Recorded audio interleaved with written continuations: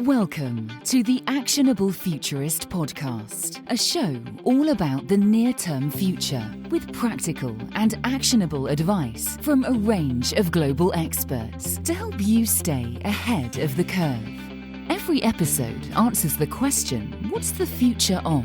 With voices and opinions that need to be heard. Your host is international keynote speaker and actionable futurist Andrew Grill. My guest today is Katie Burke, Accenture Song's Metaverse Continuum Global Content and Offering Lead, working with clients around the globe on their entry into the next wave of the internet. She has over 15 years of consulting experience, working as an experienced designer across multiple industries. Sitting within Accenture Song's innovation and thought leadership practice, she currently serves as the lead content writer for the annual Life Trends report, as well as leading Accenture Song's ground-up innovation program that explores technologies that are signalling on the future of humanity, future of interactions, and the future of brands. Katie's career has been at the intersection of humans, innovation, and creativity. She's created 3 metaverse experiences for Accenture since the start of the pandemic and has created 2 thriving digital communities, which is one of the key attributes of Web3. Welcome, Katie. Thank you for having me, Andrew. Many people would know of Accenture, and when I was in IBM Consulting, I competed against Accenture many times. For those not familiar with your part of the business, what does Accenture Song do? Accenture Song is all around the front office. So anything that works with the customer, whether it's from advertising to customer insights to design of the user experiences, all the way out to the content that they actually see. So Accenture Song represents that part of the business. Now, you wear many hats. You're in the Metaverse Continuum Business Group. What does that entail, and why does such a group exist? The Metaverse Continuum Group is across all of the service groups at Accenture. So that brings together our deep technology skills where we've been incubating the underlying technologies of the metaverse, like blockchain, like extended reality, like artificial intelligence. We've been incubating this for about 15 years now. However, what we know to be true about the metaverse is that the technology alone is not enough for it to scale. And the experiences on top that drive customers there, that give them the experiences to make them want to come back, that actually help brands understand the content needs and the insights within. We know that it's a mashup of deep technology and an experience at the same time. It's an actual business group that's outside of Song, but it brings the best of Song and technologies together. So that is my metaverse hat. My role for that is actually really helping to kind of distill the hype for our clients. I would say we're in one of the largest technological revolutions I've seen to date, with things happening at rapid pace. And our clients need to understand what's real, what's not. When do we actually engage? Why do we engage? Why do the clients need to be there? And really help them understand it in an easy way. Because if you talk technology, sometimes people don't often understand the tech. They get the tech, but they don't understand why that they need to be applying the technology. So it's a bit of a writing role. I do a lot of writing. I do a lot of speaking like this, and really just, helping clients on the journey. There's a lot of hype around it. It's a hot topic. Clients are asking me all the time. And the question they ask is, what should I be doing? What we're here to talk about today is really interesting, the Accenture Life Trends 2023 report. Now, I've known it as the Fjord Trends report. I've been reading it for 15 years. I've known Mark Curtis. His ears are probably burning. Hi, Mark. And I've always enjoyed reading that. It's a very detailed report. Before we dive into it, because there are sort of 5 key trends, just talk about the genesis of it, how you've picked those 5 trends and how they all work together. The Life Trends, formerly Fjord Trends, really is an annual report that is a result of us polling all of our designers around the company. So we have about 30 design studios around the company, where we ask each of our designers, around 2,000 of them, to look around once a year, look at the client conversations they're having, look at the behaviors that are happening in their local markets, and pitch to us what they see as something that's a bit different, what's emerging that might be on the fringe. And they pitch these to us, and we get about 150 posters, and they get about 90 seconds each to tell us what's happening. And then there's about, a couple of weeks where about 5 of us, including Mark Curtis, we get together and trying to see what's patterning across. So it to be a trend, it has to be more in more geographies than just one. So something that's very prominent in the US does not mean it makes it into a trend because it's not happening in the rest of the world. It's a very localized US thing. We pull it together and we layer innovation on top of that. So our innovation group within Accenture Song, we have a research and development group who keeps a radar of what's kind of emerging in the technical spaces.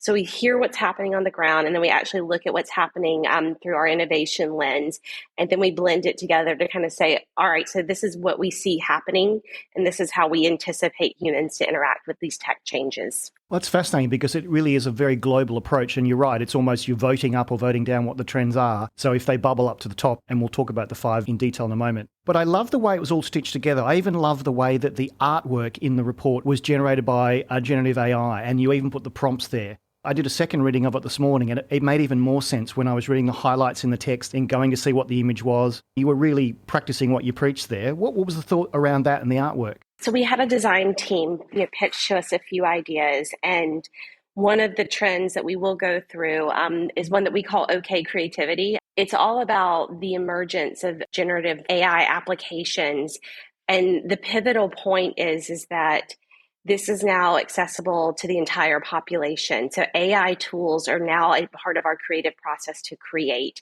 And if we didn't try and do that ourselves, then we weren't actually living the trend. And I will say the creative team, these trends and the actual report itself is a case study for us on the power of what this type of creative asset can do.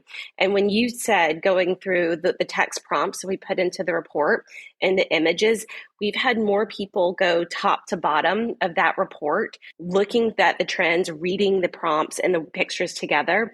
And what it's done is it's actually brought words and images closer together. And to us, we're watching that as a bit of a behavior shift of consumption.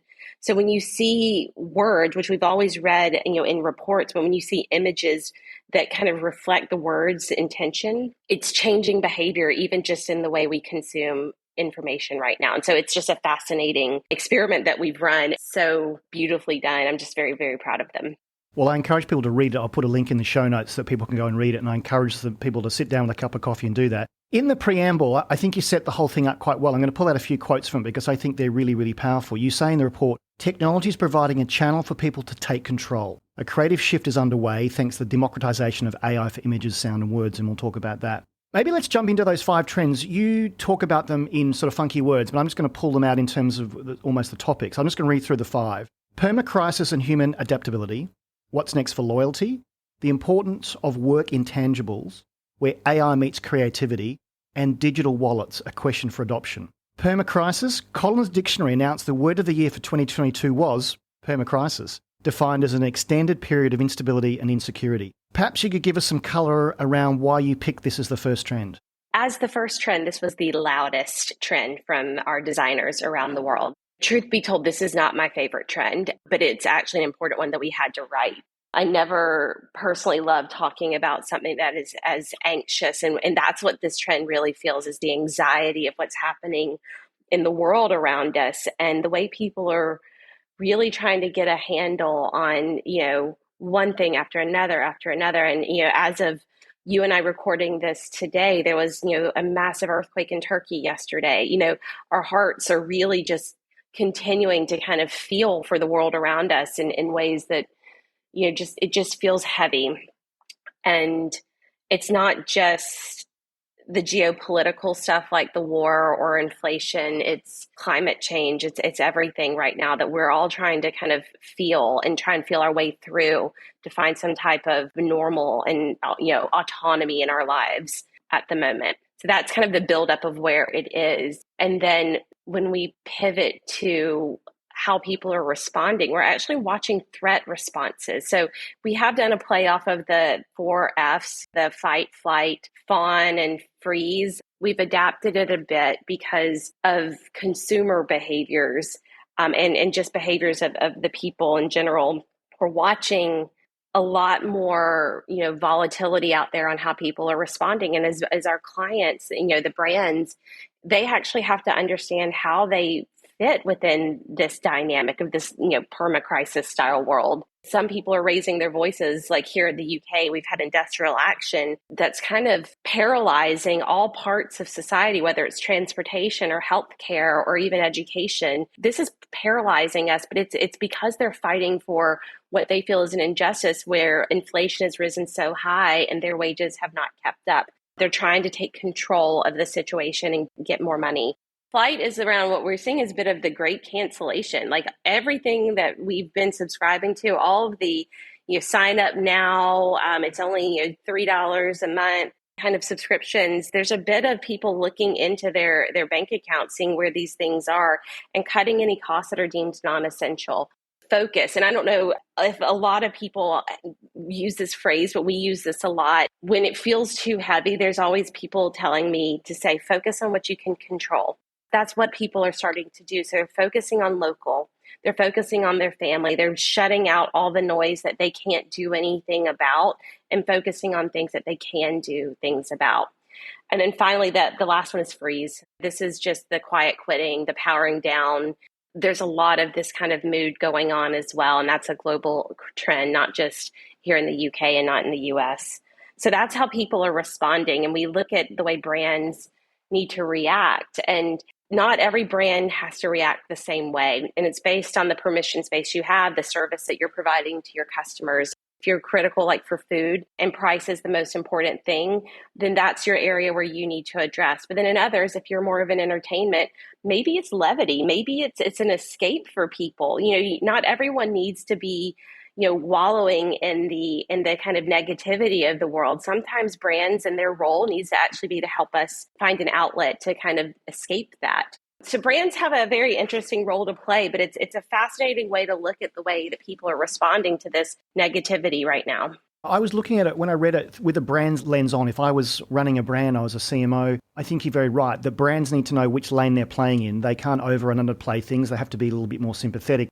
It's a nice pivot into the next one, which is about what's next for loyalty. So big question, is brand loyalty dead? So I don't think brand loyalty is dead at all. I actually think it's evolving to being something a bit deeper with customers than brands have ever really had the opportunity to explore. At the root of what's happening in that trend is we're watching a movement online where people are leaving kind of the traditional social media channels and moving towards new places where they're finding a sense of belonging. And one of the big phrases that we heard from our designers around the world is that social is not social anymore. And that kind of stuck with us as something we really needed to think about, that if social is not social anymore, that doesn't mean we as humans, can't find belonging online. We are. And we're watching the movements of people, moving to Discord, for example, that has like 6.5 million active community servers, or Reddit, where, they have 50 million daily active users a day. These are places where people are either finding minor connections, senses of belonging on certain topics, or certain communities where they're finding their group. There's something out there for everyone. And these places are housing that and kind of channeling this movement and this activity. So when we think about that and the way community is evolving on these new platforms, we also see in parallel that Web3 has been coming along, and Web3 has community at its heart. So when you think about tokenization and the way that communities are using that to actually give power, give governance to parts of the community to then become creators. This is a fascinating trend for us to watch, and we're seeing brands start to experiment with that. These communities are forming around memes like collectibles or profile pictures and things like that, but then it moves into things like gated access. Tokenization is providing gated access for exclusivity. That's very human, is to feel like I have a special access to something and not many people do. So there's a bit of a social currency that's moving throughout all of this. And when we pull it back and we ask our brands, these communities want to be more a part of your brand than you've ever had them be before. And what is that when it looks at the marketing funnel? Is that loyalty? And loyalty today for most brands it's just a program. It's one-way interaction where it's, points or discounts or whatever, but it's just a really one-way conversation. But in these communities, they want to help brands They want to review the product line before it launches, or maybe they want to just give you feedback on a certain piece of material. This is allowing a bit more of two-way and a control shift in what your super fans can do. And so this is actually one of these new areas where we think that loyalty is evolving, and maybe what is next in the marketing funnel is something we think is participation. So loyalty is one way, and it'll still carrying on being probably in its current form, but there's probably a deeper level, and I think tokenization is opening that up.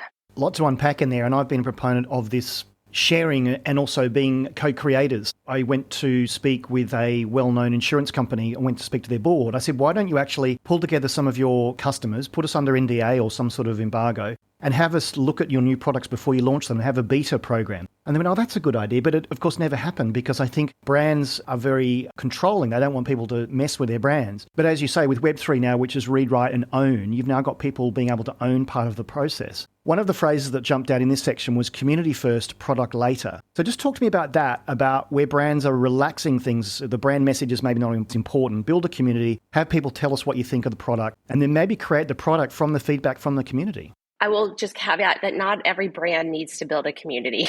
There are some places where communities already exist. That's not new. There's always been Reddit threads on a community or a brand where you have a super fan of your brand. I think that you have a magic moment to do something with that.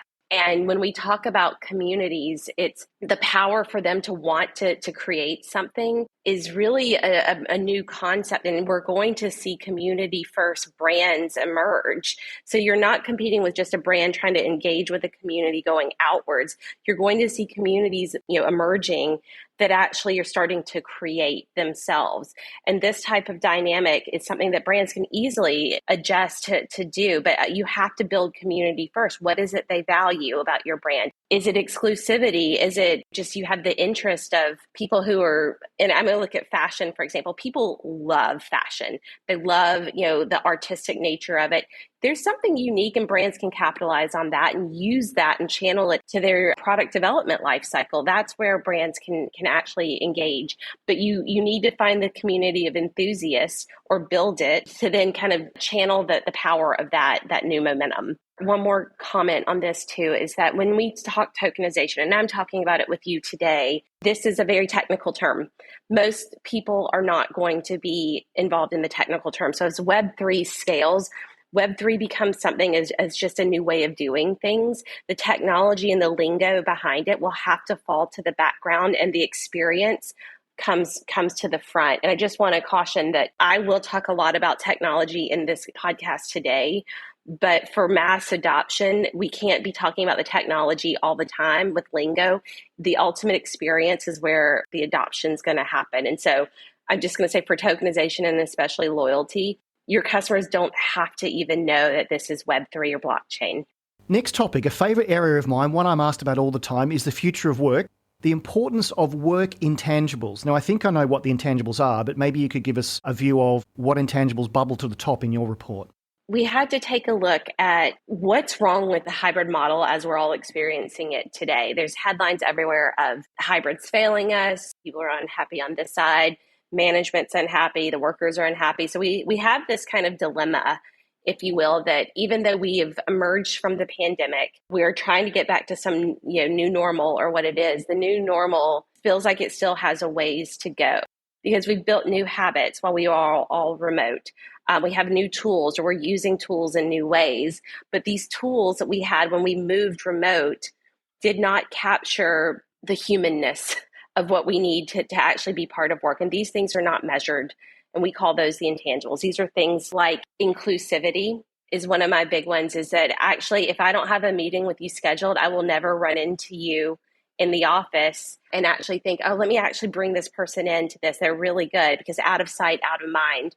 And I do think that the technology really limits that kind of spontaneity. Creativity, for another one, is, especially in the creative field. Now, this isn't everyone's job. This isn't, a one size fits all, but there's a spark, what we call the 1 and 1 is 3.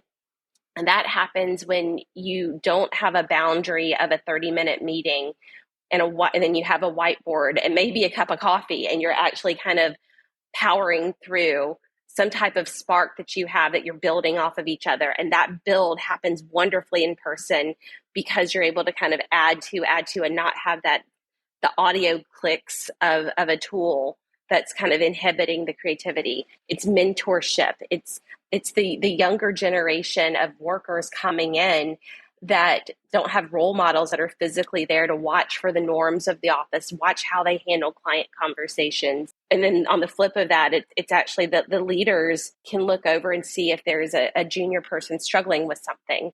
It's that kind of stuff, but it's also just the basic fun. Fun's not part of the equation. Fun was never measured. But it's so important because if you're going to an office or going anywhere to do a task for 8 hours a day, you have to have some sense of enjoyment. It doesn't have to be a complete love, but it can't be a miserable, non-social exercise. And so that's the balance. Those are the intangibles. They're things that we can't necessarily measure, but they are still really critical to productivity, but they're not measured. And that's the intangibles. I recall a time at IBM where I would actually go in early and put jumpers down to grab seats because it was open plan. Always had the team sitting in the same spot. And this is back when, surprise, surprise, we're in 5 days a week. And people would walk past and they go, Andrew's team is always having fun. There's always a buzz. There always seems to be smiling. And that is, I think that's the intangible you can't measure. We keep talking about how many days a week do we have to come back? 2, 3, 4. And there's this pendulum of it swinging. And some companies were quite liberal and now they're quite locked down. I think that is a complete distraction. And you kind of allude to it. I think we need to redesign the workplace with a human-centric mindset, and you talked about that there. The challenge, though, is I think the employees now have a lot of power because it's kind of, well, I'm at home and you need to earn the commute. How do you get me into the office and the office becoming a destination? So technology is part of it, but how do we convince people that it's worth the commute? I do think that this is hard. I mean, you do have to redesign it from the ground up. I do believe there are a lot of occasions where a lot of people don't know what's best for them. In certain cases. I'm not trying to I don't mean this because I do know everyone knows what's right for their personal situation. But if you don't know what you're missing or you don't know that your role is more than just your productivity metrics, that is actually something that's a blind spot or a bias on the employee side. Now, on the employer side, if you do not know how hard it is to get home to pick up a kid at 5 o'clock, that's a bias on their side. Or maybe it's something they've known for years and have not done anything about. So the power has shifted. But I do think it's going to ebb and flow with the economics. The employer is pushing a little bit more control into the dynamic of this and taking a bit more of a position of mandate versus allowing the employees to dictate. But that doesn't mean that it's completely going back to the way it was. Now, redesigning from the bottom up, I completely believe that we should be doing that because the last thing I want to do is to come into the office and be on a Teams call all day long. I think work has shifted and we're now more global in our roles that forces you to use these tools, even if you try to come back to the office and be with your teams. So we do have to stop and pause and really think through if you're coming to the office, then maybe half of your day should actually be no technology, meeting with your teams. That's something that each individual organization has to mandate from the top, right? Leaving it to the middle managers is not necessarily worked as well. So having leaders be firm, say, we know that this is good for you all to be together. Those intangible moments are there, but it's also, we don't believe that 5 days a week is the way it's ever going to go back to. So it's a bit of a dance. I don't know that we're going to work this out in the next 6 months. I do think it's we're going to learn as we go. But I'm hesitant to read any polarized must work from home forever or must be 5 days a week and actually kind of take any of it seriously because it's a dance of how we're all evolving as employers and employees. One person that speaks the truth on this is a guy called Dom Price, who's the work futurist for Atlassian in Australia. He was on my podcast way before the pandemic. And ironically, the things he was saying then about unlearning the ways of work are completely relevant in a post-pandemic world. I'll send you the link to his podcast. We sometimes don't know what's good for us, but if we've got an employer telling us what's good for us, how do they know about our situation? I think it is a dance, it's a pendulum, and I think what'll happen, it's a bit like someone at work, they're doing something different, and people keep looking over the divider and going, well, how come Andrew gets all of those speaking engagements and all those projects? He's doing something different. Maybe we should model our behaviour on what he's doing. So maybe you need the eminent people to lead the charge from the top. We're running through all of them all. We're almost up to number 4 now. So this is the one that is probably the hottest at the moment. It's all about AI, where AI meets creativity. With generative AI platforms like ChatGPT all over the news, I don't think the day goes by when I don't read about something on there. We talked about the illustrations, but when it comes to generative AI platforms such as ChatGPT, how do you think we'll be using it by the end of this year? How do you think it's going to evolve, given it's so public and almost everyone has access to it now? I consider 2023 as a year that we've changed the way we experience creative applications. I don't know, once we've seen something like ChatGPT, can we unsee it? Can our expectations of going back to the way it was, is that good enough? Because there's a reason why something like ChatGPT has gone from product launch on November 30th, 2022 to 100 million daily active users in January 2023. That's less than 40 days. On January 20th, as my son's headmaster at school sent home the letter saying, please do not use ChatGPT for homework. We are finding the wonderful ways that we can use it, but don't use it for this. That's 40 days to disrupt the education sector. ChatGPT to me is search. I lean on this, on the human behaviors of this, is why did this take off, right? Like, let's really just get into it. And it comes down to is it is an innate human motivation to have the answers, to have, what we need answers. We ask lots of questions. It helps us understand the world around us. It helps us to have a bit of kind of control over the situation. And until this tool came out, we had to dig to get the answers that we wanted. So this changes the way we have our expectations. I think that it changes the way we expect customer service in the future. But moving away from just words, it's the images, the textures, the music. This is radical. I've been using Midjourney. We use Midjourney in our report, and it's helping to tell a story in ways that I've never been able to tell a story. It's helping me, who's not the artist, I'm the words person, but it's helping me to create the art that helps me kind of land a point when I'm trying to say something. So we see the creative applications, and I'm in song. There's many applications that I think our entire firm, I think the entire world is really going to find the infinite use cases for this, but the creative applications, we're so excited about the way that it is pivoting marketing, branding, SEO, search, translation. You can actually translate anything with a snap. This is why we're so excited, because we think that it's going to supercharge employees, supercharge your consumers. Is it a replacement? I don't see that. I see it as a wonderful tool that's going to supercharge society. I'm not worried about the negative dystopian side, although I should be, and I have it in my head. But my excitement around the supercharging of what people can do is one of the most incredible things, and I'm so excited about it. I think it's transformational. It's made my job as a futurist so much easier, because before, describing what AI is quite an esoteric concept. The fact that people can now chat to it. GPT earlier version is basically a sentence completion. That's very hard for someone who works in finance to get their head around it. But we all can have a conversation. So I think they've removed the friction, and the things like Midjourney and all the other graphics tools, they've made it really, really easy. If you're a designer, graphic designer, what does that mean for you? Should they be scared, or should they say, now it's about getting the right prompts? So you can now design something that probably would take a graphic designer maybe several hours or days to do. What do the creative industries need to do to go to that next level and use this as a tool? What does it mean for creative industry in a positive way? You have a new tool for the creative process. What we do discuss in the trend is creativity under threat.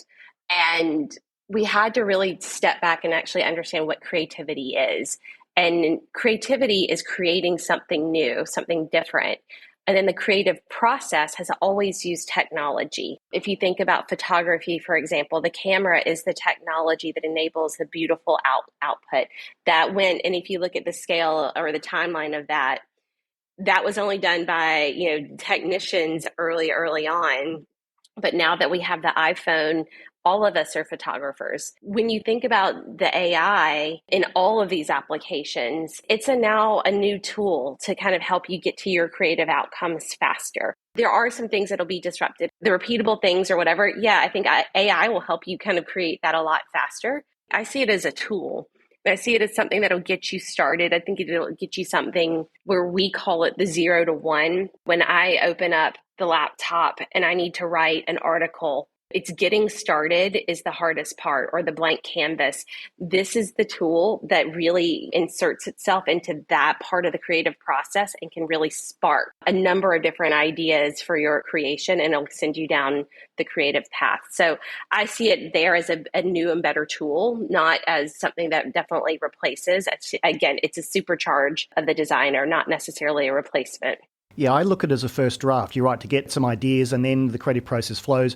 I read a report yesterday that said that there was some analysis of people who wrote code using ChatGPT. Basically, the code had more security vulnerabilities than a human doing it. So it's a great first draft, but you don't want to rely on it for absolutely everything. Just to pick up on a point about your son and the headmaster, I actually spoke to Dr. Lynn Gribble, a good friend of mine in Australia who's an educator, back on episode 2 of this series podcast about education, because this is a huge topic for educators. She put a different spin on it. She said plagiarism has been around forever. People will still try and copy work, and then there is a grey area whether an AI-generated piece of work is plagiarism or something new. She said we need to be talking about ethics and integrity. So actually, if I was to talk to your son's headmaster, I'd say, let's spin this around. Let's teach our students about the importance of ethics and integrity. Yes, you can go and get a machine to do this, but here's what will happen in later life if you just rely on a machine to do that. Where do ethics and integrity come into this as well? Should we be labelling? I mean, you were very overt that the artwork in the report was AI created, but will we start seeing this was produced by AI? I think that we have to. That's the ethics and integrity is that this was helped, assisted by AI. So yes, you should, but this is out there. We all have it now. We all have access to it. If they're not using it, they will know about it at some point. And so cat's out of the bag. It's almost like in education, the calculator moment. I remember growing up and we weren't allowed to use calculators because we needed to know the formula. And everyone's like, well, you're not always going to have a calculator. Truth is, I do. What I love about the Chat GPT is I've actually used it in a way for helping my son learn more than anything. So when I was reviewing his math homework and having to go through a really hard algebra equation that I actually do not remember algebra very well at all, I asked ChatGPT to kind of tell me the learning steps to get to the right answer. And while he was figuring it out on his own, I could coach him in a way that helped him understand it that he might not have captured in his coursework at school. The ethics are there, you should, but I think that we just have to also understand that it's out of the bag. And that's our starting point right now. It's not that it's coming and we have to do something to prevent and control behavior. I don't know that we can. I think we just have to kind of put guardrails around and watch what happens and continue to refine our guardrails around where's the best place to do it, what are the ethics behind it, how does the bias underneath it kind of play into it, all of those things. But guardrails are probably the better way than kind of inhibition, saying prohibiting people from using the technology because they're going to find a way to use it anyways. So the final trend you highlighted was digital wallets, a question of adoption. Maybe you could give us the highlights of this trend and why it's important. This is another trend on tokenization at its heart. What we see happening out in the market is there's a lot of technology shifts that are happening around tokenization, and where we're seeing standards open up with the Open Wallet Foundation and Linux is that they're pulling together the frameworks and standards for a universal digital wallet. And this is where you will house your digital identity credentials, or, some people call it like your soul-bound tokens, plus your loyalty cards, your NFTs, your digital currencies. It's a wallet infrastructure that houses everything. And we don't have a wallet infrastructure today that does that. And the closest that we can kind of equate to where this is emerging is MetaMask as an example, where I have now as a credentialed access to all the Web3 applications, my NFTs are housed there, but it doesn't have anything that has to do with my identity. So when you look at the movements of the big players that are out there around this universal wallet infrastructure, we wanted to take note and call it out now. Because when you think about what this does, the concept of owning your digital identity is a brand new concept for our experience of the internet. And that actually means more control and more power to the end user. What we've been demanding since the inception is I want to control my data. I want to know what my data is going out to be used for. I want brands to onboard to me instead of me having to create another username and password combo to move through my internet experience. And so I look at this as really something that brands are going to have to take note of and actually start planning for now. We look at all this technology gradually, then suddenly we've talked about metaverse, we've talked about AI. These things are going to happen really fast all of a sudden. And so when you think about the shift of tokenization of our identity for brands, that means an actual change in relationship with their customers. What data do I need to have? What do I need to incentivize to get more data, better data? If third-party cookies are going away, what do I need to do differently to kind of maintain that level of data for personalization that we know that the end users want? So tokenization of your identity, money, and objects is one of the things that's coming, and it's going to hit us kind of quickly. But we see it's early now, like 2 years out. But I'm terrible at predicting when. We are just seeing the movements of the technology happening now. And from a marketing standpoint and a brand standpoint, understanding the wallet infrastructure and how they actually interact with customers through that is a big thing they need to start planning earlier rather than later.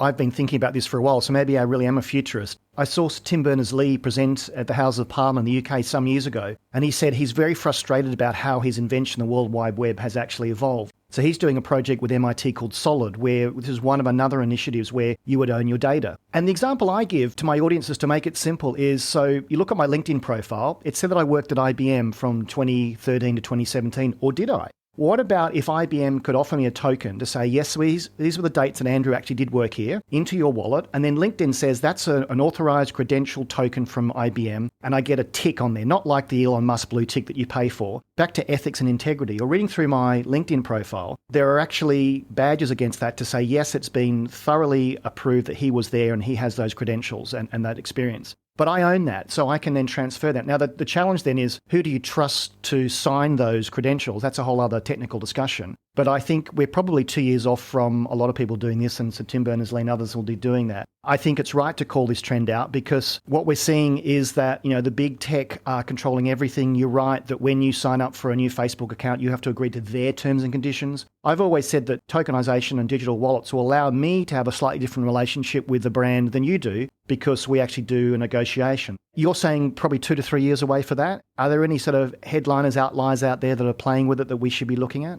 The banks are looking at it.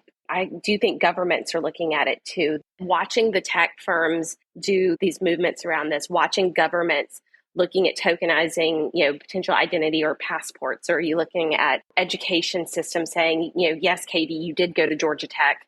We can confirm that your dates were here. I do think that there's interest happening at the bigger level, but it's also happening at the ground up.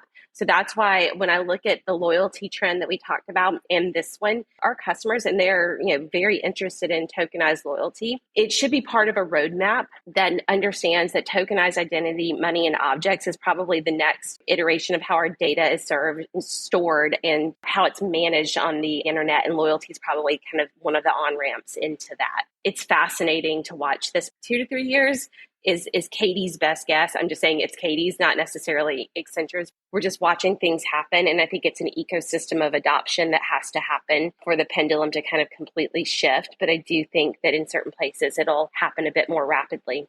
What I say to people is become digitally curious. I'm actually writing a book about it, to play with these things, go and investigate, buy some of these, sign up for that so you actually know what's going on. I think that's really, really important.